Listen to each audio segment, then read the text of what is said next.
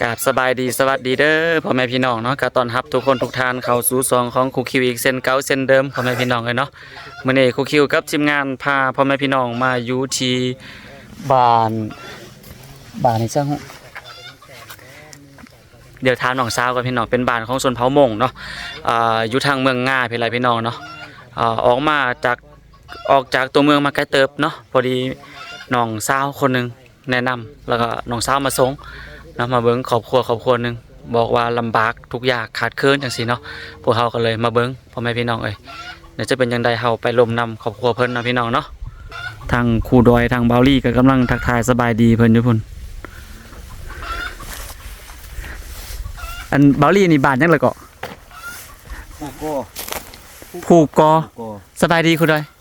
สบายดีเบาลี่พี่น้องสบายดีเข้าสู่ซองครูดอยเด้อโดยทางน้องสาวเพิ่นพามาสบายดีน้องสาวสบายดีบ้านผูกกอเนาะโดยสบายดีนะสบายดีอีแม่เพิ่นเนาะแล้วก็ลูกสาวเนาะเบาลี่ถามเพิ่นก่อนรถเบาลี่โดยขออนุญาตถามหน่อยนึงเด้ออันขอถามได้อันที่พอซื้อหยังเด้เราว่าอายุจักปีแล้วพ่อแม่ยักไปนี่จื้อได้บ่60ฮอดบ่60เลย60 70นี่โอ้60ปลาย70เนาะเพิ่นบ่จื้ออายุเพิ่นเนาะอ๋ออันนี้มันเฮือนเฮาอันเนี้ยแม่นเนาะอ๋อแล้วอันนี้มันเมียของอีพ่ออ๋อสบายดีแม่โดยอันซื้ออย่างได้แม่ฮะซื้อนางทอนอ๋อจักปีแล้วเด้ได้34จ้ะ34บ่แม่นบ่เลยน่าจะกาย43บ่น่าจะบ่เชื่ออยู่ก็คือผู้นี้เป็นผัวผู้นี้เมียเนาะโดยอันพ่อกับแม่นี่มีลูกนำกันจักคนเด้5 คน4 คนสีหรือว่าหาสีอ่ะ4หรือว่าตายผู้นึงยังสั้นอ๋อมีลูกนำกัน4คนตายคนนึงแล้วยังเหลือ3คนผู้นั่งข้างกลางเป็นลูกกกบ่อ๋อลูกสาวชื่อหยังสาวนางจื้ได้จักปีแล้วนางได้แดงยังคนนึง13 ปีเขาเฮียนอยู่บ่เขา2-3 มื้อบ่เข้าไปเขา2-3 มื้อได้ฉันน้องก็อ่านหนังสือลาวเว้าภาษาลาวเป็นบ่เป็นติ อ้าวเว้าแต่ภาษามงเนาะอ๋อเว้าภาษาลาวบ่เป็นนางจื้อเอื้อยกกมงก็ยังบ่ฮู้นะอ๋อภาษามงก็ยังบ่ฮู้ดีอ๋อแล้วเพิ่นเว้าภาษาหยังน้องผู้นี้ยังคือกันน่ะพ่ออันเพิ่นเว้าภาษามงบ่ได้ดีแล้วเพิ่นเว้าภาษาหยังได้แต่ละมื้อเว้าภาษากึมั่วกึมู่ได้บ่ลูกได้อ้าวได้ภาษากึมั่วอีพอเป็นชนเผ่ามงมั้ยน่ะแล้วเท่าแต่ก็มันปะเฒ่าชนเผ่ามงแล้วอีแม่ดูซั่นแม่ก็ชนเผ่ามงอ่ะเผาอันนู้นเราเอยู่บ้านโน้นซอยนี่เผาเราถึงหรือว่าเผากึมู่เนาะอ๋อผัวเป็นมงเมียเป็นกึมู่ผัวเราสู้จ้าไปจังนั้นคือเว้าปากความเราสู้ก็เพราะว่าจะนี่อ๋อแล้วลูกเกิดมาก็เป็นลูกสอดเนาะเว้าภาษากึมู่ก็ได้เนาะลูกสาวเนาะเว้าภาษามงก็ได้แล้วน้องของอันเพิ่นนี่ไปทางไหนเด้น้องของนางเบื่อจื้อเนาะน้องของจื้อไปทางไหนนางจื้อแล้วน้องอีกคนนึงไปเฮ็ดให้นางจันอันนั้นก็ได้จักปีแล้วนั่นน่ะนั่นได้10 ปีติ10 ปีไปเฮ็ดให้แล้วก็ไปหำมู่เฒ่าจังนั้นผู้นั้นก็บ่ได้เข้าโรงเรียนน่ะโอ้ชาลีอ๋อรถเตอรุ่นเด้อนี่ตัวไป บ่ได้เข้าโรงเรียนพุ่นน่ะ บ่ได้ บ่ได้เข้าคือกัน ไปให้พุ่นไปทางให้อ่ะ อืม อ๋อ เอ้า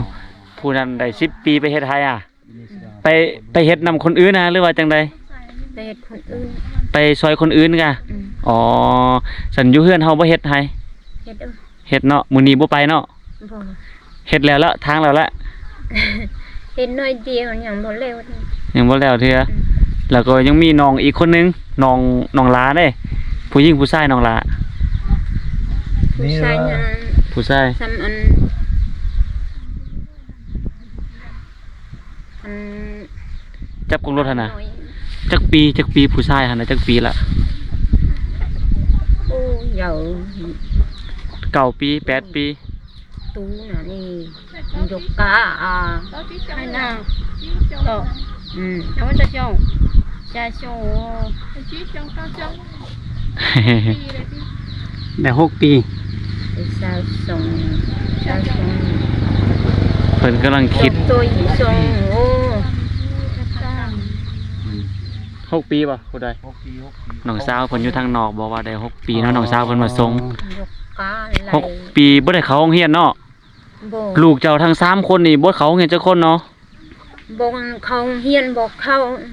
bộ giặc น không กเข้า hiền แล้วเอาสิตายไปปลาเหี้ยวนี่สิ ลูกบ่อยากเข้าโรงเรียน บ่สังว่าแหละคนเราสงน่ะมันเกิดได้แล้วก็ตายดีกว่า เนาะอีพ่อกับอีแม่ต้องแนะนำลูกดีๆว่าลูกเข้าโรงเรียนนี่อนาคตมา นี่ก็บ่เข้าใจ ลูกก็จะดี เอาเงินไหนบอกไปกูบอกไป โอ้หมอสิพันปิดเสมอเอง เออพ่อแม่ก็บอกแล้ว ลูกบ่ไป อืม bộ léo bộ sớm bộ bay bộ giặc bay น้องสาวเด้น้องจื้อเป็นหยังคือบ่อยากเข้าโรงเรียนลูก วันนั้นเฮียนได้เขียนหนังสืองามแต่มันบ่เฮาบ่เฮียน อืม จื้อน้องเป็นหยังบ่ไปโรงเรียนเด้น้องบ่อยากเข้าอ่ะหรือว่านั่นใด bộ giặc bay chứ บ่อยากไปบ่อยากเข้า บ่แม่นบ่อย่าไปอย่าไป ผม ที่ มี สุด เพิ่ม เล ใน ย ไทย ไปผู้หนึงแล้วยังสองคนเฮ็ดบ่ล้วนแล้วนี่บ่คุ้มเลยตายแท้นี่ หมายความว่าถ้าว่าไปโรงเรียนแล้วก็บ่มีคนเฮ็ดเวียกเนาะ ทกมาอยู่ Hải Bên á con chiều cha hai của cổ gia dùng chứ. mà hô chủ năng chào sâu Lúc su ในนี่โดนินตานะอันโมหาชิโน tên nói vô nâng đâu đi lại ở tu ua tên cô hai สวย nữa ได้ nè อ่า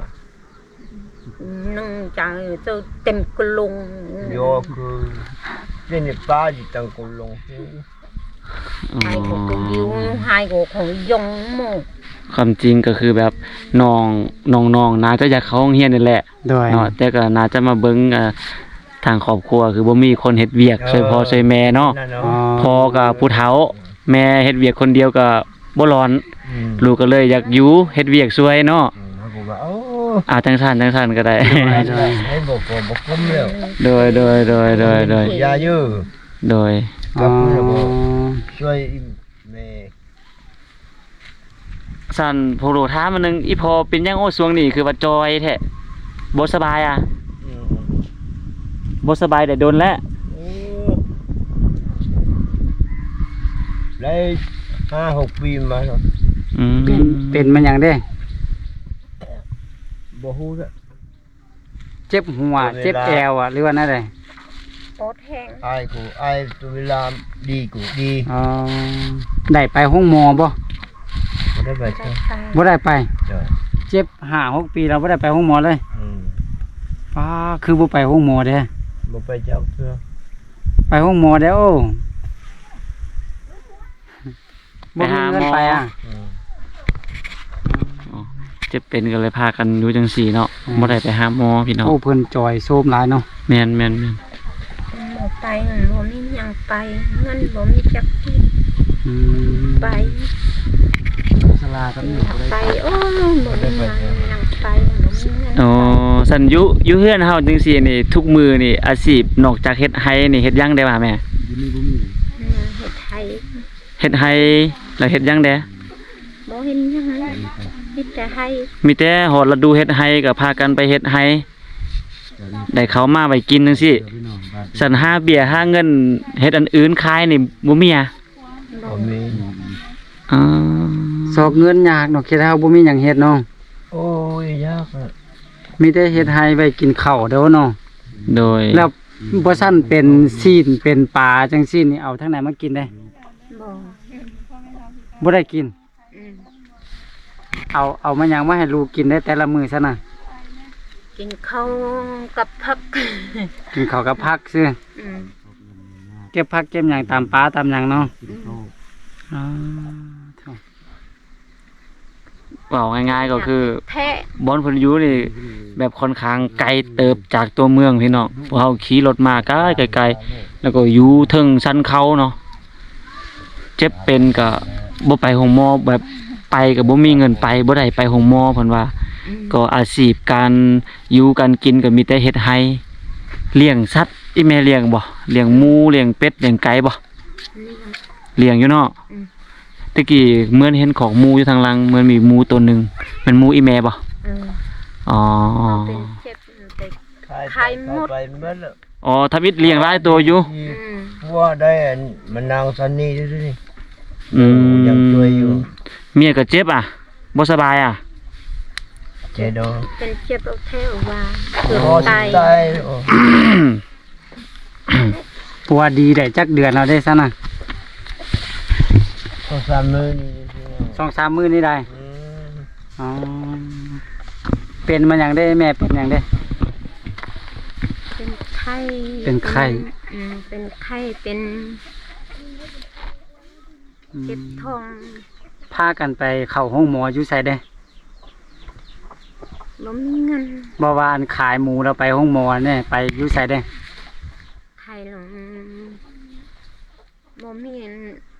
คนนี้มันยังของเขา มีแต่ใครไม่เล่าก็ ของเขาขายหมดเนาะ เออแต่น้องเราช่องเราก็ลมมงคงพัว บ่เฒ่าเบิ่งทั้งพี่บ่เฒ่าปีนมาพี่อ่าโอ้ขายหมูอันลูกหมอกรุง อืม บ่ได้ไปห้องหมอซ้ำ บ่ไม่ได้ไป โอ้ ปัวแบบปัวหิดข้อง เออเพื่อพัวจะฮิ ก็ดีอ่ะพอดีอ่ะก็ดีขึ้นมาหลายอ่ะ ก็ดี อืม ก็มันแนวดีเดี๋ยวก็ดี โดย บ่ โดย ดีเดี๋ยวก็บ่แม่น อยู่บ้านเฮาบ่มีสุขศาลาเนาะมี มี บ่มีเลย เอ้าลำบากไปกันใหญ่อีกบัดนี้ ไฟฟ้ามีนะบ่ดีเนาะ แม่ มีไฟฟ้าซ่อนนำใส่เด้วยอีแม่ไปใส่นำทางใดอยู่สูงปานนี้อ๋ออันนั้นว่านำก๊อกคันว่า ต่ออยู่ไสมาเด้อ ขออยู่คน เป็นน้ำที่บ้านเขาเจ้าเฮ็ดติ อืม อ๋อน ำใส่สะดวกสบายอยู่เนาะบ่ดีเนาะ โดย แต่ว่า แล้ว สุขศาลาบ่มีเนาะ แม่นๆแล้วเดี๋ยวนี้เฮือนเฮานี่ก็ยังมีข้าวไปกินบ่ข้าวที่เขาวเปลือกเขายังไปกินหั่นน่ะ อืม มีเป็นข้าวไห้ที่เฮ็ดไปแล้ว อืม แม่นผู้ใดเป็นผู้เฮ็ดเด้ มันคนนี้อ่ะ บ่ดี แม่นเอื้อยเนี่ยแม่นแม่เนี่ย อืม โอ้ลูกสาวก็ช่วยติ ลูกออกไปเฮ็ดเอ้ย พาลูกไปเฮ็ด เออ อืมส่วนนี้พอแต่เฮ็ดบ่ได้แล้วเนาะ บ่ อ๋อโดยได้ข้าว พาลูกไปเฮ็ด ได้ข้าวจักกระสอบปีนี้ ได้น้อยได้เดสองสามที่ 2-3 เป่า อืม อ้าว บ่แม่นที่มืดล่ะ 2-3เป่าคือว่ายังอยู่ซั่น ยังมีอยู่ข้าวเปลือกอยู่ในเฮือนน่ะ ได้น้อย แน่แม่ข้าวเปลือกอยู่ในเฮือนเดี๋ยวนี้ยังมีบ่ มีอ่ะ มี เออ เอาแม่นข้าวไห้หั่น เออ ถ้าเป็นข้าวไห้นี่ได้2-3เป่าหมดแล้วติฮะ เขาให้หมดบ่มีเขานา ข้าวให้หมดบ่มีข้าวหน้า มีแต่ข้าวไห้ แสดงว่าเดี๋ยวนี้ยังเขาอยู่ในเฮือนนี่จักเป่าแม่เขายังจักเป่ายังสิหาเป่าบ่ ยังได้7-8เป่า ยัง 7-8 เป่า เออ แล้วตอนเจ้าเฮ็ดไห้หั่นเจ้าได้เขาจักเป่าฮอด10บ่ฮอด20บ่ สาว อ๋อ สาวสิบ 20 30 เป่า บ่แม่น2-3เป่า ตะ เนาะ ตะกี้เขาเข้าใจว่า2-3 เป่า มัน50 60อ่ะ หา60พุ่นน่ะ มันน้อยซะนี่โอ้บ่คุ้ม ปานนั้น โอเคได้หา60เปาแล้วก็พากันกินมาได้เนาะจนฮอดปัจจุบันนี้ก็ยังเหลืออยู่ในหั่นเนาะยังพอมีอยู่เนาะพ่อเนาะเฮ็ดไห้ก็คือแรงงานหลักๆก็คือแม่พาลูกสาวไปเฮ็ดเนาะเหตุผลที่ลูกบ่มีเวลาไปโรงเรียน โดยถ้าหากว่าลูกไปโรงเรียนก็คือบ่มีคนช่วยแม่เนาะ อือฮึ ก็จำเป็นพ่อแม่พี่น้อง เป็นเหตุผล น้องอยากเข้าโรงเรียนบ่อยากเข้าบ่ บ่เฮา อยากเข้าอยู่แต่บ่มีเงินไปเนาะถ้าน้องไปเข้าโรงเรียนเราญาติบ่มีคนช่วยแม่ติ แม่น แม่น่ะ ไปเทื่อนึง2เทื่อแล้วก็ยายเอ้อ สั่น มีอันที่ช่วยอีเมล สันเดยวนี้น้องจื้อกับน้องผู้ที่ช่องหันเฮ็ดไห้ได้ซอยอีแม่นี่อันระดมให้น้องชายผู้ลาหันเข้าโรงเรียนก็ได้ก็แม่แน่ให้น้องสาวผู้นี้กับผู้กลางอันนี้มาเฮ็ดไห้เนาะเฮ็ดไห้แล้วก็พากันล่มกับน้องชายลาหั่นลูกปลายเจ้าหั่นว่าให้ลาไปเข้าโรงเรียนให้ลาไปเข้าโรงเรียนเรียนเอาหนังสือได้ความรู้มากก็มาช่วยครอบครัวบ่ฮู้หนังสือบ่มีความรู้ก็ไปเฮ็ดเวียกอยู่บนอื่นก็ไปหาเงินยากก็จะได้กลับมาเฮ็ดไห้คือเก่า ก็สิพาครอบครัวลำบากไปเติมเนาะ โดย ถ้าหากว่ามีผู้ใดผู้หนึ่งไปเรียนก็ต่อไปก็อาจจะมีเวียกเฮ็ดเนาะ แน่ แล้ว น ก็มาจุนเจือครอบครัวได้อะนะ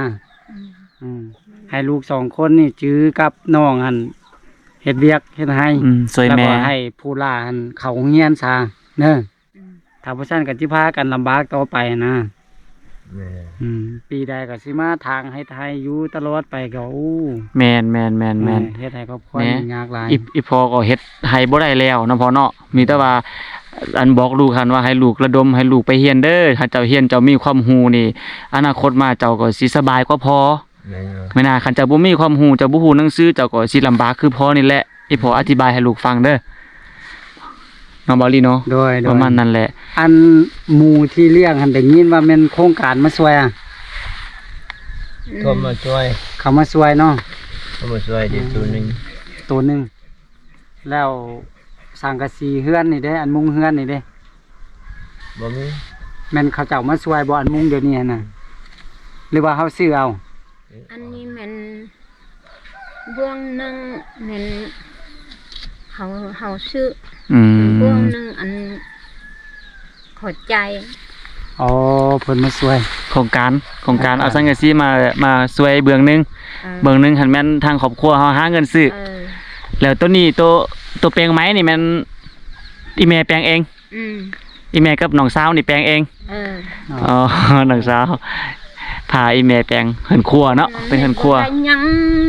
มีแต่เฮา อืม พาลูกเฮ็ด ไปตัดไม้อยู่ป่าตัดหญ้าอยู่ป่าก็พากันแบกมาเนาะ โอ้เถอะก่อนสิได้ก็เนาะ โดย ดีใจที่ว่า ถูก ที่ว่านั่นแหละแบบจื้อเนาะน้องจื้อก็อยากเข้าโรงเรียนอยู่แต่ว่าเพิ่นก็เห็นพ่อแม่ลำบากอะนะ เพิ่นก็เลยว่าช่วยพ่อแม่ดีกว่าเนาะตามเบิ่งเนาะ โดย แต่ก็เป็นห่วงน้องอยู่ แม่นความจริงนี่เนาะคันถ้าว่าถ้าหน้าครอบครัวพอโอเค พอส่งลูกส่งเต้าเขาโรงเรียนเนาะ โดย ก็อยากให้ทั้ง3คนไปเข้าโรงเรียนนั่นแหละ โดย แต่ก็เนื่องโดยที่ว่ามันขาดเคินบ่มีไผช่วยแม่ แม่คนเดียวหาเลี้ยงทั้งพ่อได้ทั้งลูกได้ก็ลำบากเนาะ โดย ก็ให้คัดเส้นใจน้องจือกับน้องสาวก็มาเฮ็ดเวียกช่วยแม่ แล้วก็ระดมให้ผู้ลาเขาโรงเรียน เดี๋ยวนี้น้องจื้อกับน้องอีกผู้หนึงเปลี่ยนกันไปที่ไปทางให้ช่วยเพิ่นน่ะมื้อนี้ให้แม่นน้องของน้องจื้อกันไปเนาะมื้อต่อไปแล้วมันจื้อไปติเปลี่ยนกันพักผ่อนเนาะอ๋อเอาแห้งกันติ เอาแห้ง เอาแห้ง20 บาทนี่เนาะ อืม เวลาเพิ่นไปทางก็ไปเฮาก็ไปช่วย เวลาทางให้เฮาเพิ่นก็มาช่วยเฮาเนาะอ๋อ โดย อืมโอเคครูคิวมาสั่นก็ โดยจักหน้อยพวกน้องพวกลูกขออันท้ายหูเพื่อนอีแม่เด้อท้ายเบิ่งทางในทางหยังนี่ เข้าไปในเฮือนก็ได้ติ ได้ ได้เนาะ บิ่งให้ผู้ใหญ่เพิ่นฮู้ให้ผู้ใหญ่เพิ่นเห็นว่าเฮาเป็นอยู่จังใดหั่นนะบางทีถ้าผู้ใหญ่เพิ่นเห็นเฮาเนาะเพิ่นเอ็นดูบางทีเพิ่นก็อาจจะช่วยเฮา เป็นทุนการศึกษาให้ผู้น้อยบ่หรือว่าจังใดก็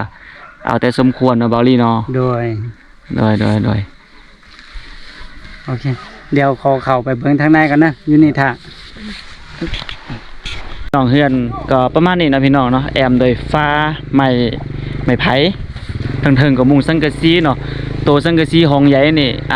แม่เพิ่นว่าโครงการมาสวยแล้วโตสังกะสีห้องน้อยนี่มันเพิ่นซื้อเองเนาะพี่น้องเนาะ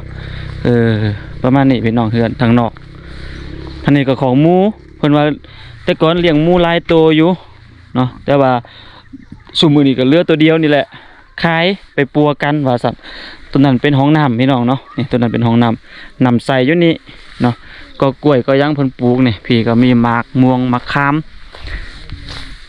เนาะตัวนี้ก็เป็นเฮือนครัวที่น้องสาวกับแม่เพิ่นมาแปลงเนาะอนุญาตทางในพี่น้องตัวนี้เป็นเฮือนครัวเนาะนี่ที่ว่ามืดๆนิดนึงเด้อทุกคนเด้อแต่ว่าเบิ่งเนาะสภาพก็บ่ค่อยมีหยังหลายหม้อนึงหม้อหยังก็เนาะพี่น้องมีหม้อนึงหม้อแกงก็บ่เห็นซ้ำพี่น้องเอ้ยทางในนี่ทางในเนาะหม้อแหกแต่กระโปโออยู่นี่หม้อแกงหม้อซังแล้วก็ตัวนี้เขาป้าพี่น้องตัวนี้เป็นหึนอันนี้น่าจะเป็นบนนอนของเอื่อยเพิ่นของเอื่อยกกแต่ว่าตัวนี้นะเป็นบนนอนพ่อแม่บ่คือว่าน้อยแท้แล้วลูกนำกัน3คนเด้ล่ะก็ตามที่เฮาเข้ามาเบิ่งแล้วก็สอบถามเพิ่นก็เป็นครอบครัวหนึงที่ทุกข์ยากนะครูคิวเนาะ โดยแม่นแล้วไอ้พ่อต่างๆ เพิ่นเพราะว่าทางอีพ่อเพิ่นก็เฒ่าแก่แล้วเนาะ แม่น เฮ็ดเวียกบ่ได้แล้วก็มีแต่ทางแม่เพิ่นที่เฮ็ดเวียกแล้วก็ตอนนี้ลูกก็เริ่มใหญ่ขึ้นมาแล้วเนาะก็เลยบ่ได้เข้าโรงเรียนย้อนว่าอยากได้ลูกกันมาเฮ็ดให้สวย พอมีข้าวมีน้ำกินเนาะ โดย เอาจังซี่นะแม่เด้อพ่อเด้อเด้อนางเด้ออันพอดีอ้ายมาเห็นแล้ว เห็นครอบครัวเฮาก็ทุกข์ยากมีแต่ทีมงานเฮาจะได้ให้กำลังจิตกำลังใจเด้อสู้ๆต่อไปเลี้ยงลูกให้มันใหญ่กะที่สำคัญนั่นแหละชื่ออ้ายก็ฝากน้องตัดสินใจออกมาเฮ็ดให้แล้วนะน้องก็ให้น้องหล่าของน้องนี่เข้าโรงเรียนเด้อเพื่อว่ามื้อหน้าน้องหล่าหั่นอาจจะได้เข้าโรงเรียนมีเวียกมีการเฮ็ดต่อไปนี่แล้วจะกลับมาช่วยพวกเจ้าเด้อออกนำกัน2คนแล้วเนาะ โดย โอเคเท่านี้เฮาจะช่วยเหลือต้นเด้อเอาไว้ซื้อของอยู่ของกินแล้วก็ที่สำคัญเพิ่นนั่นบ่สบายเด้อเอาไปห้องหมอห้องหยังซื้อยุกซื้อยานะอันนี้หั่นเป็นเงิน100,000กีบเงินนี่บ่แม่นเงินของเฮาเด้อเป็นเงินของแม่โรสเพิ่นอยู่ทางสหรัฐอเมริกาเฮาจะช่วยเหลือครอบครัวของเฮา100,000กีบนะเอาขอบใจเพิ่นเด้อ ขอบใจจังซี่แม่ ใจ ยกมือขึ้นขอบใจเพิ่นน่ะเด้ โดย ขอบใจมันนะเพราะ เข้าใจ โดยชื่อขอบใจมันนะโดยสันอันนี้ก็เป็นเงินทางของแมลินเพิ่นเด้ออยู่สวีเดนเพิ่นฝากมาเอามาจุนเจือครอบครัวได้จักเล็กจักน้อยเนาะซื้อเพชรเกิดเป็นนัวขอบใจเพิ่นนะขอบใจ ใจ น้องจื้อขอบใจเอาจังสันก็สิได้กลับก่อนเด้อคือพวกน้องคือพวกลูกว่านี่แหละจังใดก็ลองระดมกันปรึกษาครอบครัวกันเบิ่งว่าจะให้ไผเฮียนเนาะถ้าน้องจื้อหั่นแบบตัดสินใจว่ากับแม่2คนเฮ็ดเวียกเลี้ยงน้องได้ก็ให้น้องทั้ง2คนไปเฮียนเลยก็ดี